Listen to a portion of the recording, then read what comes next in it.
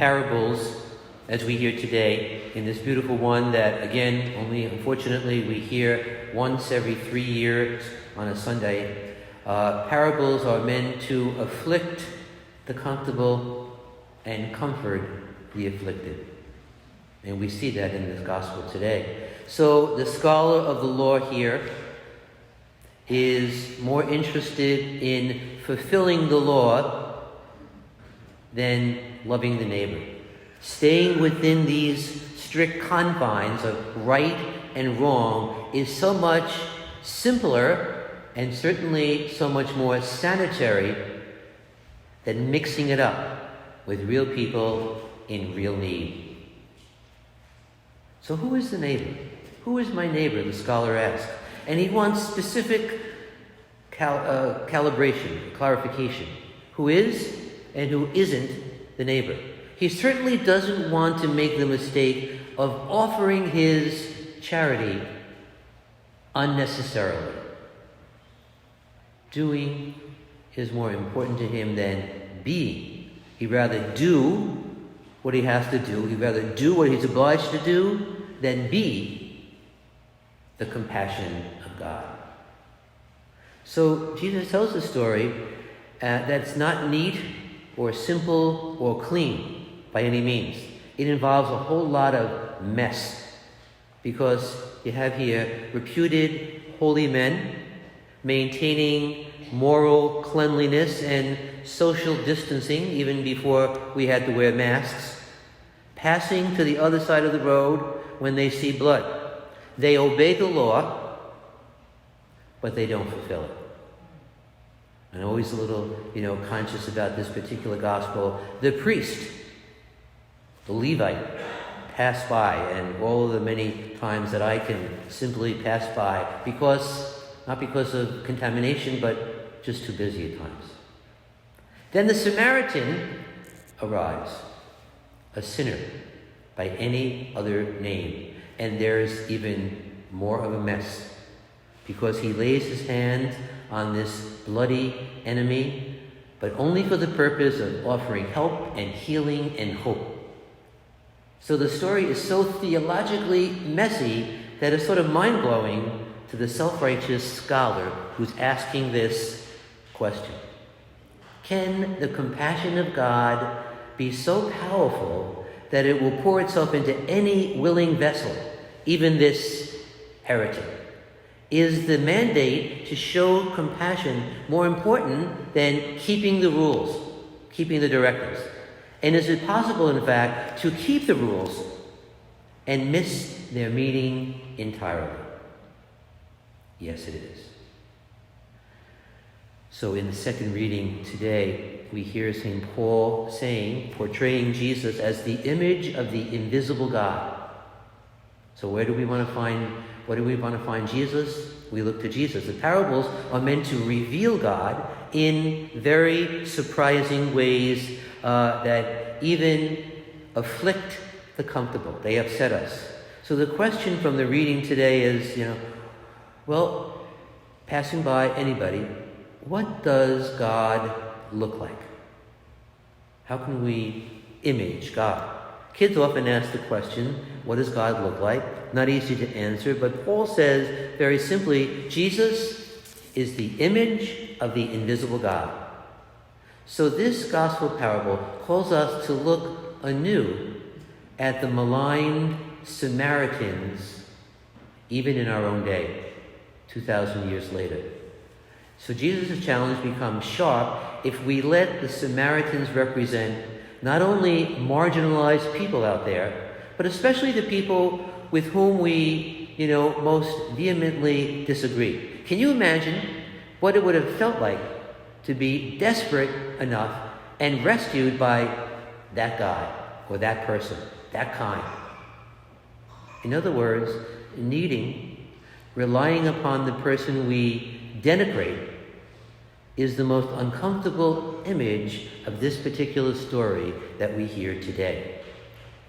But when we picture ourselves in this scenario, we might have a little bit more sympathy for those who did pass by, the priests, the Levites, because we've all heard stories of entrapment. Entrapment in which someone fakes a need only to ambush us or to find a way to sue us later on in court as the helper. Anyone traveling alone would be prudent to avoid such a potential snare. That's true. But instead of taking that advice to heart, heeding that advice, the Good Samaritan freely offered his service and his goods to replace what had been stolen and beaten out of him. We all know that part of the story.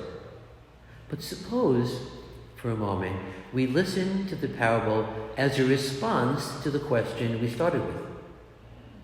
What if we listened as if Jesus were using this parable,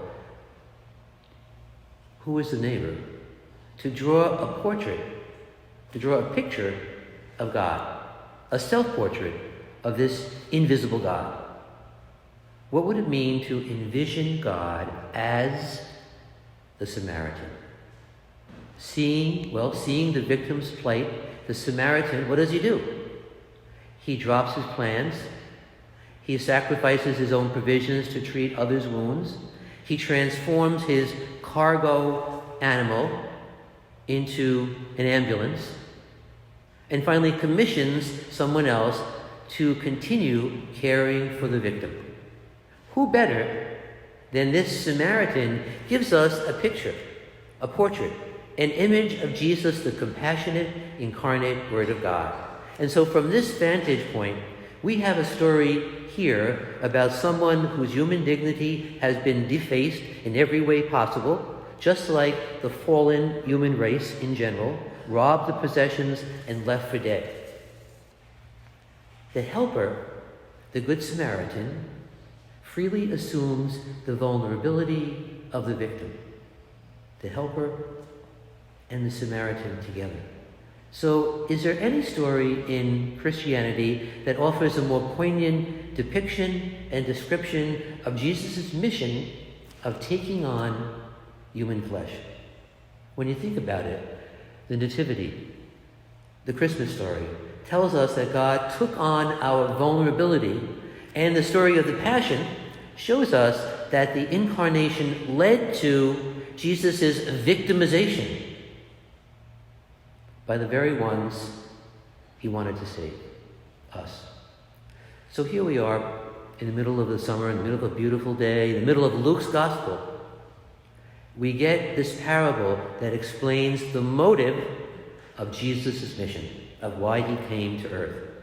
When God sees suffering and need, the divine response, as we hear in the story, is intimate, unbounded solidarity. So when Luke describes the Samaritan's compassion, he uses a word that refers to being moved in the guts. Moved with compassion at the sight. The work of the Samaritan, the being moved, the binding of the wounds, the carrying of the victim, and the commissioning to care is all about the church. It's all about us, individually and collectively. And it describes God's response to the world's needs, then and now and always. I read a story about this gospel passage the other day, and basically it's summed up by saying, God looks like, what does God look like? God looks like an eternal first responder. An eternal first responder. And it goes all the way back to Exodus, when Moses heard God say, I have witnessed the affliction of my people. I know well what they are suffering. Therefore, I have come down. All the way back to Exodus. So this parable of the Good Samaritan tells us that God wears many faces. The invisible God wears many faces, faces that are indeed visible, clearly visible, whenever human beings risk solidarity with others who suffer. So what is the message today? Nothing more, nothing less than Jesus' conclusion to this story. What is the conclusion? Looking at the poor, looking at innocent victims, he addresses us saying, go. Go and do likewise. Parables afflict the comfortable and comfort the afflicted. Go and do likewise.